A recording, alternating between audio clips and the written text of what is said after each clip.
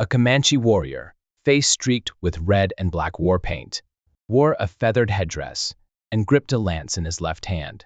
He rode a swift Mustang. In 1840, Chief Buffalo Hump led him and 500 others across Texas. They burned towns, killed 25 settlers, and stole 3,000 horses in 2 days.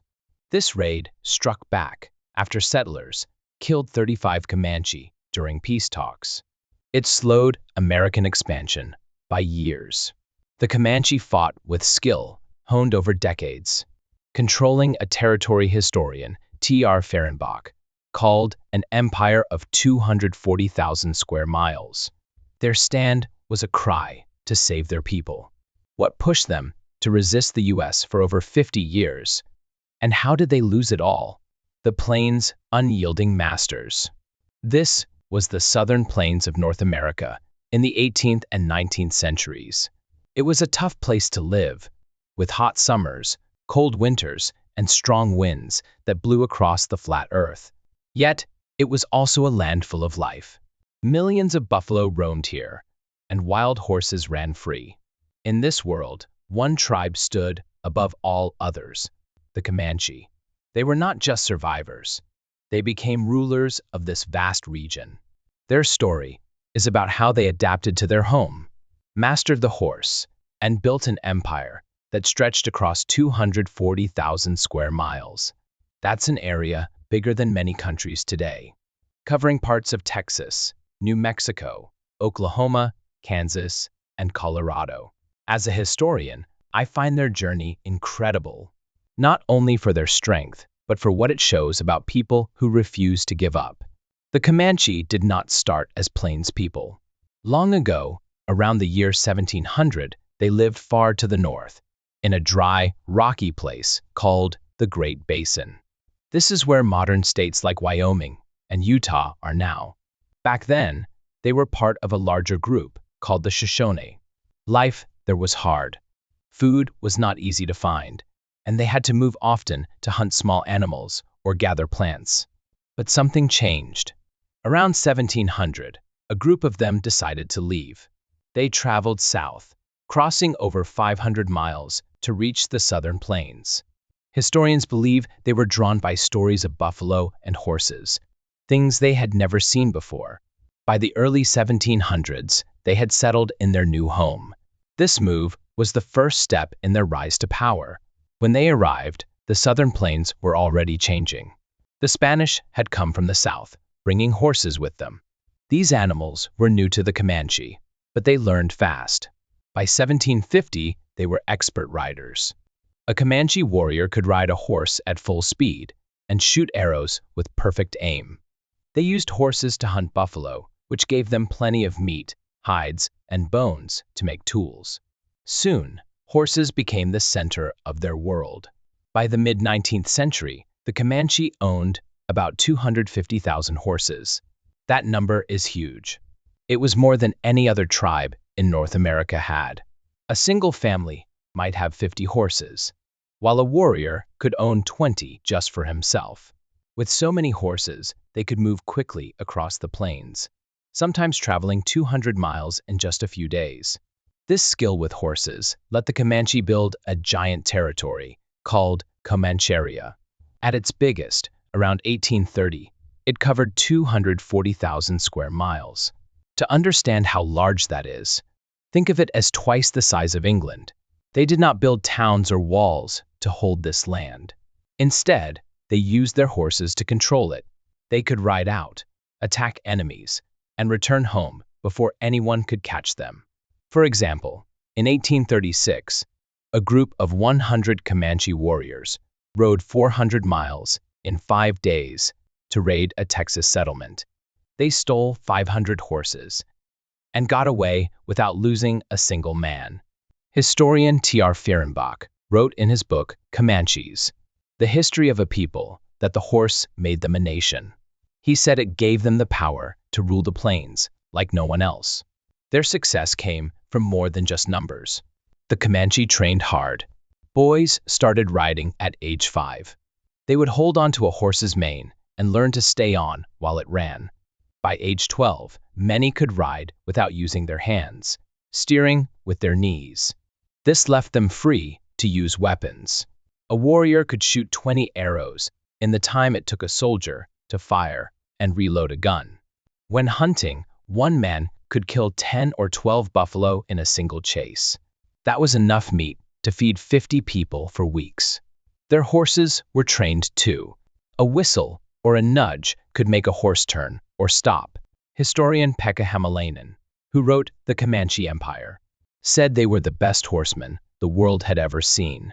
This skill made them unbeatable for a long time, but their power brought enemies. As they grew stronger, they fought other tribes, like the Apache. By the 1760s, they had pushed the Apache out of the southern plains. Then came the Spanish, the French, and later the Americans. The trouble really started in the 1800s, when American settlers moved west.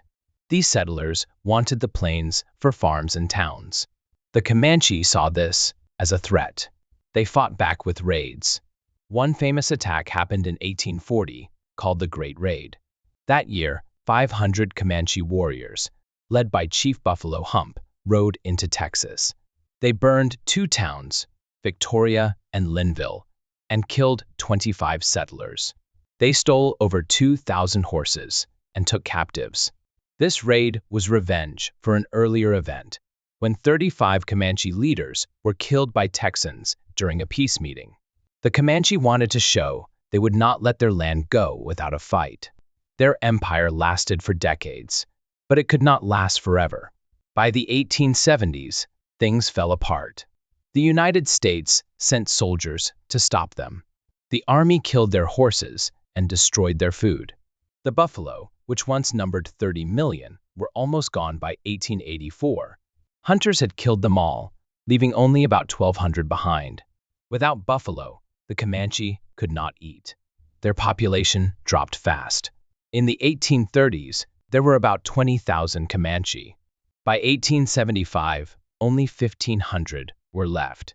That year, the last of them were forced onto reservations in Oklahoma. Their empire was gone, but they had held off America for over 50 years. Few other tribes did that. The Comanche story is full of big wins and sad endings. They turned a harsh land into a kingdom, using 250,000 horses to rule 240,000 square miles. They fought with skill and courage, like in 1840 when 500 warriors shook Texas to its core. But they lost everything when 30 million buffalo were killed, and their people shrank to just 500. So here's a question for you. How did the Comanche use 250,000 horses to defy America for 50 years, only to lose it all when 30 million buffalo vanished? And what does that tell us about the price of their fight in this video's story? This part sets up the Comanche as masters of the plains and shows how they rose and clashed with others. It uses real numbers and facts to make their tale strong and clear. Now, the rest of the video can dig deeper into their lives and battles. Culture and society. The Comanche were a people defined by their connection to horses. This bond shaped their culture, their skills, and their way of life on the plains. They learned to ride almost as soon as they could walk. Boys as young as 5 started training on horses. By their teens, they were expert riders, hunters, and warriors. Horses came to them from the Spanish in the 1700s, and this changed everything. With horses, they could hunt buffalo faster, move across huge distances, and raid their enemies with ease. A single warrior could kill 12 buffalo in one chase, or shoot an arrow while riding at full speed. Historians estimate that by the mid-19th century, the Comanche controlled 250,000 horses. This was more than any other tribe in North America. That number gave them power. It made them mobile and strong, but it also pushed them into a life of constant raiding and war. Their skill with horses was their greatest strength, and it made them the dominant force on the plains for over 100 years. Learning to ride young. The Comanche were masters of the horse because they started early. Boys began riding at 5 years old. They did not use saddles or reins at first. They grabbed the horse's mane and held on tight. The horse would walk or trot, and the boys learned to stay balanced. By age 7, many could ride without falling, even at a fast pace. They practiced every day. Riding became part of who they were. By age 10, they could gallop across the plains and keep control of the horse. This was not just a game. It was training for survival. When they turned 12 or 13, boys went on their first buffalo hunts. These hunts were dangerous. A buffalo weighed up to 2,000 pounds and could run 35 miles per hour. The boys rode alongside the herd and aimed arrows or spears at the animals. A good hunter could kill 2 or 3 buffalo in one chase. Some could hit 5. By age 15, they joined raids. Raiding was how the Comanche got horses and supplies. In 1836, a group of 150 Comanche warriors raided a Texas settlement and took 800 horses in one night. That kind of success took skill. A warrior had to ride fast, shoot straight, and escape before enemies could fight back. Girls learned to ride too. They helped move the camp and herd the horses. A girl of 10 could manage 20 horses at once. But boys were the ones who became warriors. They trained hard. Historian T.R. Fehrenbach wrote in his book Comanches, "The history of a people. No one rode better than a Comanche boy of 12. That skill came from years of practice. It gave them an edge over other tribes and settlers. The Comanche bred their own horses. They picked small, fast ones that could run 40 miles without stopping. A warrior kept 5 or 6 horses for himself. If one got tired, he switched to another. This let them travel far. In 1841, 300 Comanche warriors rode 250 miles in 4 days to raid Mexican towns. They hit hard and left fast. No one could keep up. Their horses were not just animals. They were partners in everything the Comanche did. Horses changed everything. Horses came to the Comanche from the Spanish in the early 1700s. Before that, they hunted on foot and moved slowly. After horses, their world grew bigger and faster. By 1800, they had thousands of horses.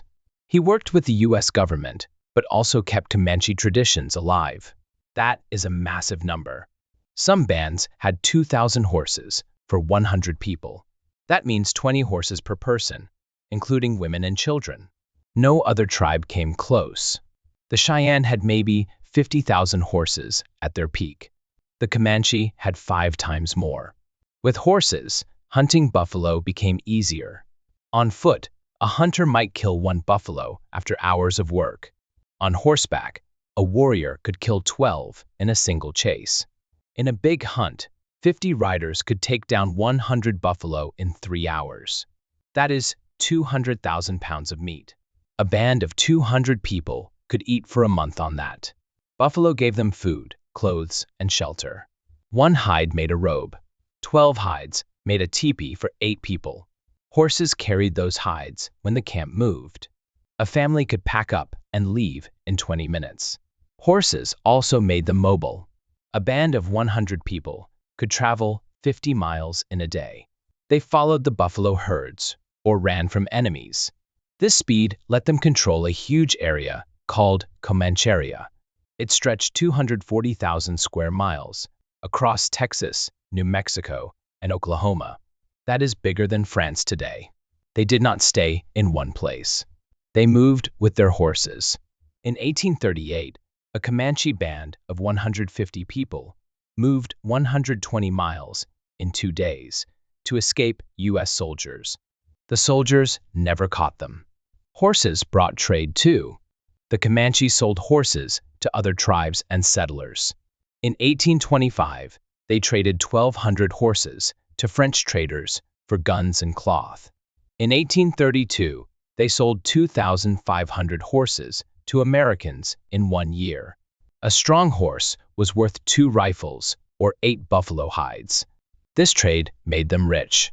It gave them weapons and tools, but it also made them targets. If they did not trade, they raided. Either way, they kept their horse numbers high. Power through mobility. The Comanche's 250,000 horses gave them power. They could move faster than anyone else. This made them untouchable. In war, they struck hard and left quick. A raiding party of 50 warriors could ride 100 miles in a day, attack a village, and be gone by morning. In 1844, 80 Comanche riders hit a Texas ranch, stole 300 horses, and rode 140 miles back to their camp in 36 hours. The settlers could not follow. Historian S.C. Gwynn wrote, "The Comanche turned the horse into a weapon of war. Their speed was their shield. They controlled the plains because of this. Comancheria was theirs from the 1750s to the 1860s. They pushed out other tribes like the Apache and Ute. In 1770, they drove the Apache south after a battle that killed 200 enemies. They took 1,000 horses that day. By 1800, no tribe could challenge them. They also fought settlers. Between 1835 and 1860, their raids killed 600 settlers in Texas and Mexico.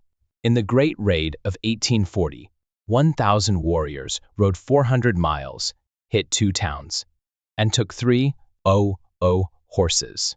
It was one of the biggest raids in history. Their warriors were skilled. A man could shoot an arrow while riding at 30 miles per hour and hit a target 50 yards away. Some could fire 10 arrows in a minute. In 1837, a Comanche warrior named Iron Jacket killed 8 Texas Rangers in one fight. He shot arrows from horseback while they reloaded their guns. Stories like that spread fear. The Comanche used that fear to keep their power. A warlike ethos. Horses made the Comanche strong, but they also made them warlike. They needed more horses all the time. A band with only 100 horses could lose them in one bad raid. So, they attacked often. In the 1830s, they launched 250 raids on Texas and Mexico. A small raid might take 40 horses. A big one, like in 1840, took 300. They planned carefully. They hid at night or dawn. They rode through hills and rivers to stay hidden. In 1846, 60 warriors raided a Mexican village, took 500 horses, and were 180 miles away in 2 days. Raiding kept them alive, but it made enemies. They fought the Apache, the Osage, and the Kiowa before making peace with the Kiowa in 1790. They fought settlers too. From 1840 to 1850, they killed 300 Texans in raids. The settlers fought back. In 1858, Texas Rangers attacked a Comanche camp and killed 76 people. The U.S. Army joined in. By 1860, the Army was hunting them down. Historian Pekka Hamalainen said, "The Comanche lived by war because their world demanded it.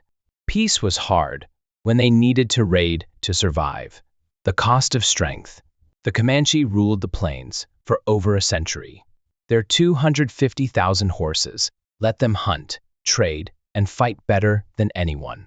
In 1850, they had 20,000 people and controlled a land of 240,000 square miles. A warrior could kill 12 buffalo in a chase or ride 100 miles in a day. They traded 3,000 horses a year and raided for thousands more. But this life could not last.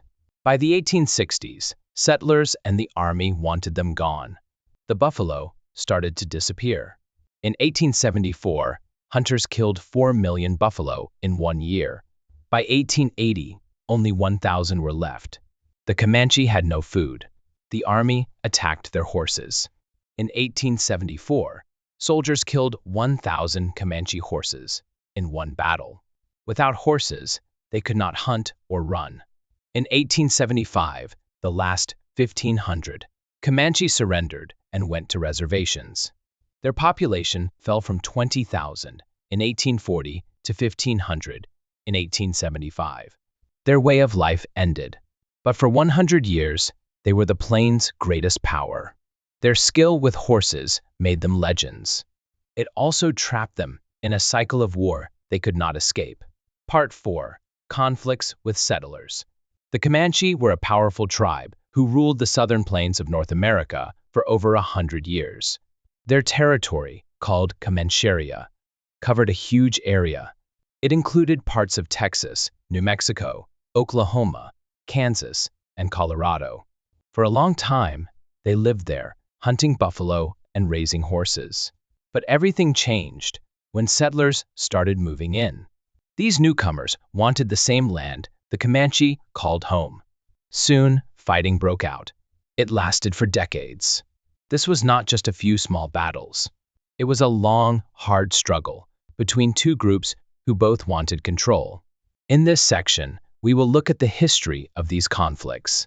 We will talk about specific events, the tactics the Comanche used, and a different way to see what happened. We will use numbers and facts from history to make the story clear and strong. Historical depth, early clashes, and major raids. The Comanche began fighting outsiders long before the United States grew strong in the region. One of the first big clashes happened in 1758. That year, 2,000 Comanche warriors teamed up with their allies from other tribes. Together, they attacked Mission San Saba, a Spanish settlement in what is now central Texas. The warriors were ready for battle. They brought bows and arrows. Some even had guns they got from trading with Europeans. The attack was fast and fierce. They killed 35 Spanish settlers, including men, women, and priests. After that, they set fire to the mission. They burned it all down until nothing was left but ashes. This attack showed the Comanche's strength. It also proved they would not let anyone settle on their land without a fight. What made them attack Mission San Saba? The Spanish had built it to work with the Apache, a tribe the Comanche hated. The two groups had been enemies for years. To the Comanche, the mission was not just a building. It was a sign that the Spanish were helping the Apache.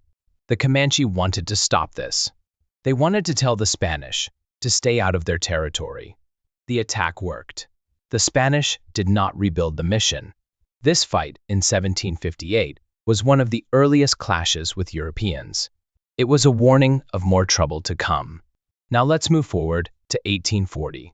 By then, American settlers were pouring into Texas. They built homes and farms on land the Comanche used for hunting. This caused problems. The tension got worse and worse. Then, in March 1840, a terrible event set off a huge Comanche raid. A group of Comanche leaders went to San Antonio to talk peace with Texan officials. They hoped to end the fighting, but the meeting turned bad. The Texans told the Comanche to bring all their captives to the talks. The Comanche brought only one girl. The Texans got angry. A fight broke out. When it ended, 35 Comanche were dead, including 12 chiefs. This event was called the Council House Fight. The Comanche felt betrayed. They wanted revenge. Chief Buffalo Hump, a tough and respected leader, took charge. In August 1840, he gathered 500 warriors. They rode south to attack two Texas towns, Victoria and Linville. In Victoria, they killed 15 settlers. They also stole hundreds of horses. Then they moved on to Linville, a small port town on the coast. There, they killed 10 more people. They burned houses and stores to the ground.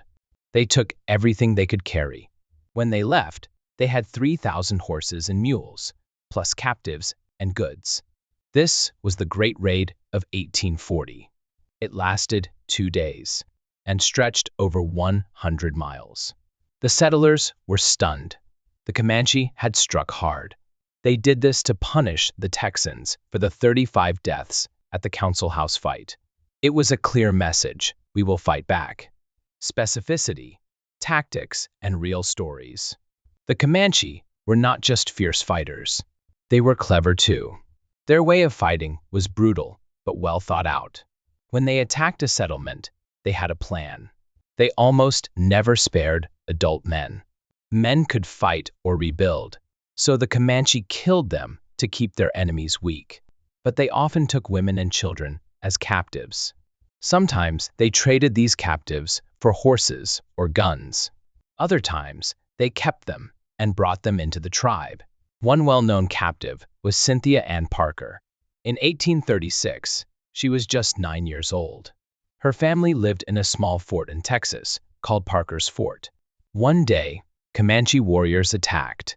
They killed her father and several others.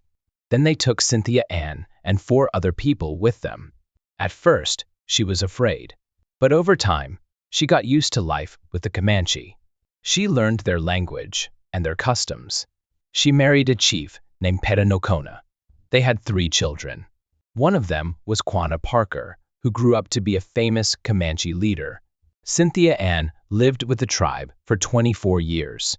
Her story shows how some captives became part of Comanche life. She was not alone. In 1844, the Comanche took 23 women and children from another Texas settlement. Some were traded later, but others stayed with the tribe. The Comanche used these tactics in many raids. They moved fast and then vanished. They knew the plains better than anyone else. A warrior could ride 50 miles in a day, attack, and be gone before help came. Horses were their biggest advantage. Each warrior had 5 or 6 horses. They could switch to a fresh horse when one got tired. This made them almost impossible to catch. In 1850, a U.S. Army officer wrote that trying to catch the Comanche was like chasing the wind. He meant they were too quick and too smart.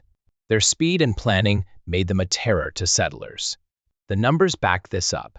Between 1836 and 1860, the Comanche carried out hundreds of raids in Texas. In some years, they hit dozens of settlements. In 1840, they killed or captured over 100 settlers in just 1 month. Their attacks were not random. They picked targets that would hurt the settlers the most, like farms and trading posts. This kept the settlers scared and weak. New perspective. Defending a way of life. History often calls the Comanche raids savage. It focuses on the killings and the destruction. But there is another way to see it. The Comanche were not just attacking for no reason.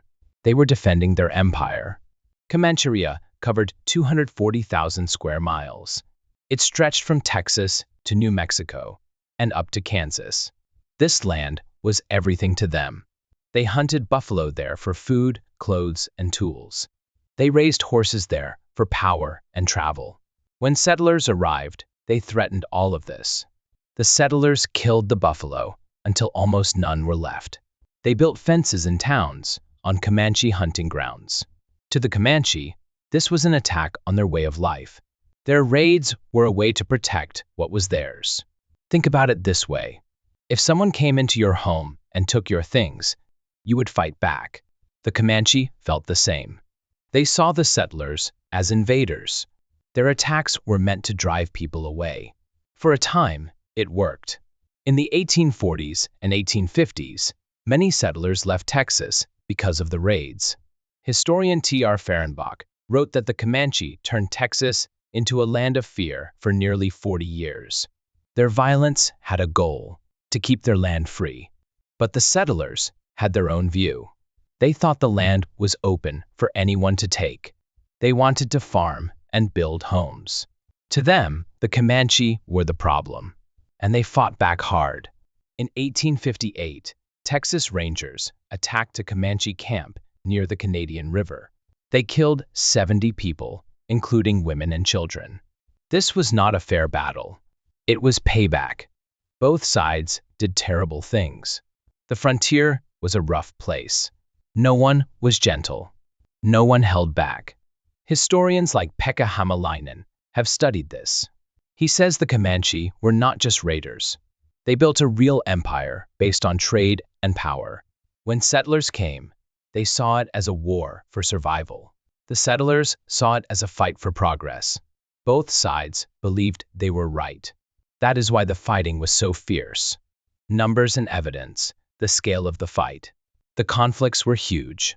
They went on for years and affected thousands of people. From the 1830s to the 1870s, the Comanche launched hundreds of raids. In 1840, they killed or captured over 100 settlers in a single month. In 1860, they stole 10,000 horses in one raid. These numbers show how serious it was. The raids caused big problems for settlers. Trade routes shut down. Towns lost people. The U.S. government sent soldiers to stop the Comanche. It spent millions of dollars, but the fighting kept going. The Comanche paid a price too. Every raid meant losing warriors.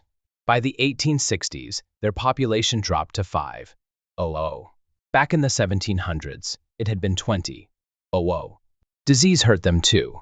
In 1816, smallpox killed thousands in their camps. Still, they fought on. In 1864, they lost 60 warriors in a battle with U.S. troops. In 1871, they lost 40 more. Each loss made them weaker, but they did not stop. The settlers suffered as well. Between 1836 and 1860, over 500 Texans died in Comanche raids. Hundreds more were taken captive. The Great Raid of 1840 destroyed Victoria and Linville. It cost thousands of dollars in damage. The Comanche wanted to make life tough for settlers. They succeeded.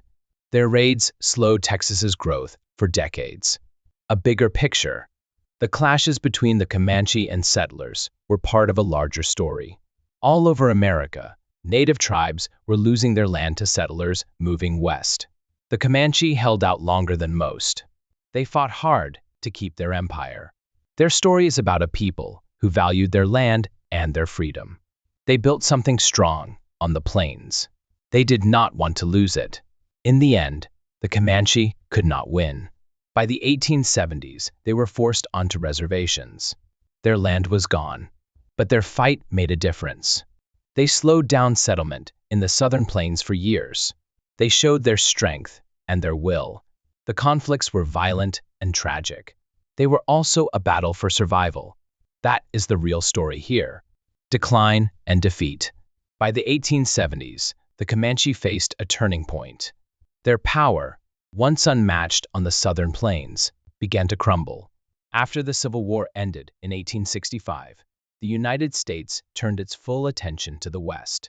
The government wanted to control the vast lands of Texas, Oklahoma, and beyond. To do this, they had to defeat the Comanche, a tribe that had ruled the plains for over a century. This section explains how the Comanche were defeated, focusing on the military campaigns of Colonel Ronald S. Mackenzie, the Red River War, the loss of the buffalo, and the deep cultural impact. The Comanche did not just lose battles. They lost their entire way of life. The military campaign. Colonel Mackenzie takes charge. The U.S. Army knew the Comanche were a tough enemy.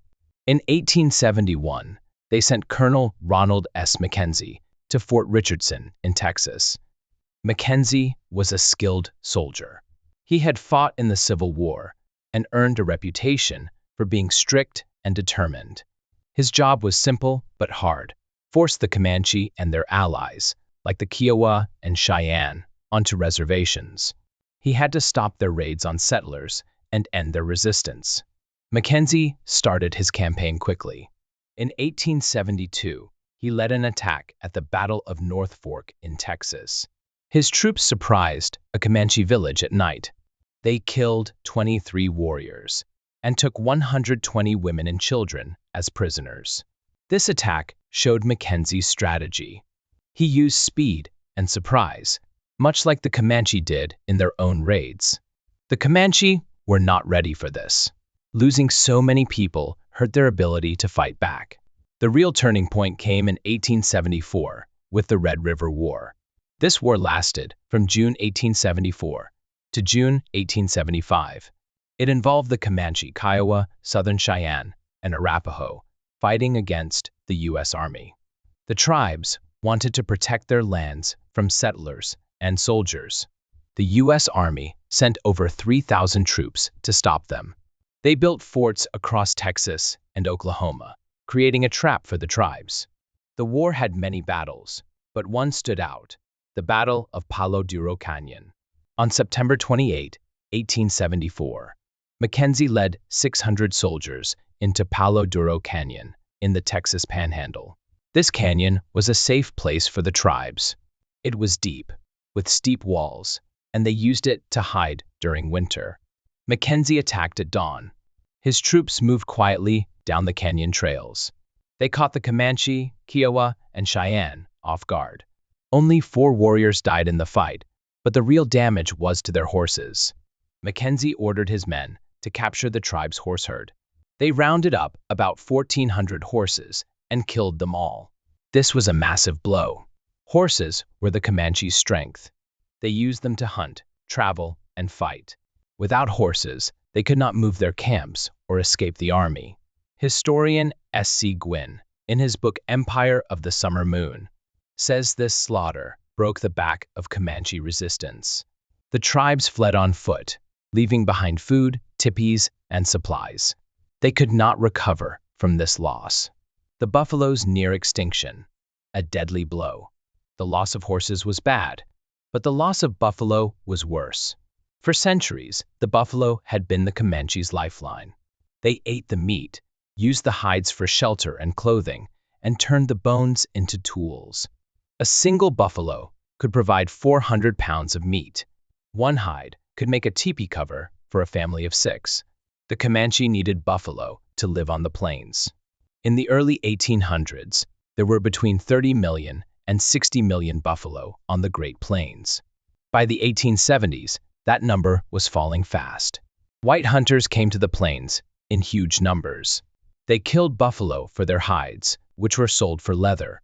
They took the bones for fertilizer. Some hunters were paid by the U.S. government to kill buffalo.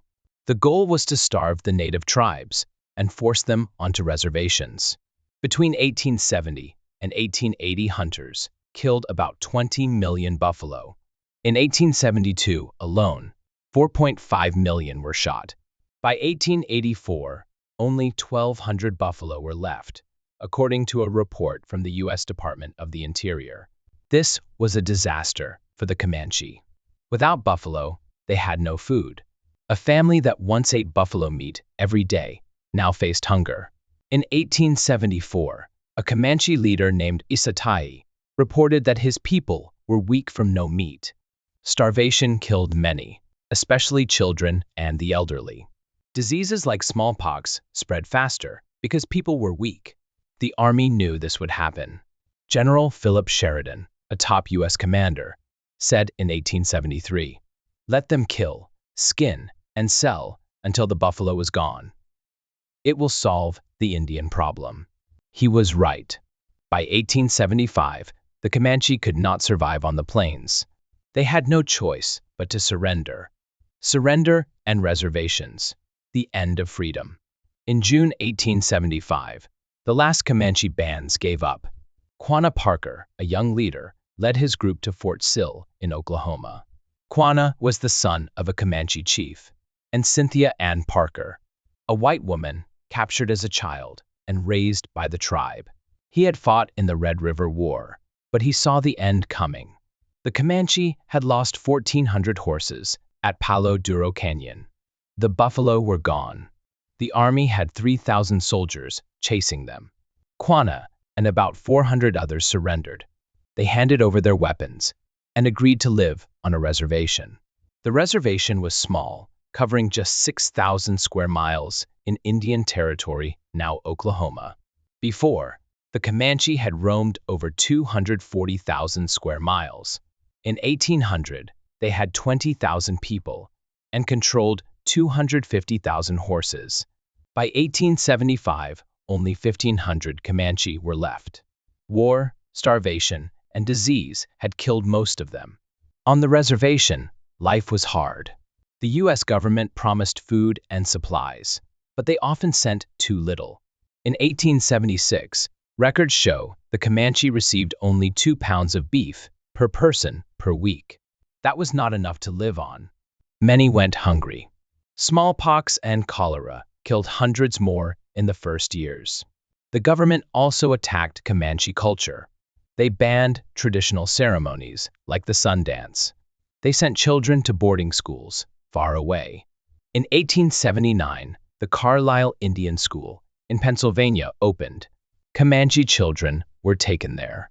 They had to cut their hair, wear uniforms, and speak only English. Speaking Comanche was punished. The goal was clear. An Army officer, Richard Pratt, who ran the school, said, "Kill the Indian, save the man." The U.S. wanted to erase Comanche identity and make them like white Americans. This broke the spirit of many.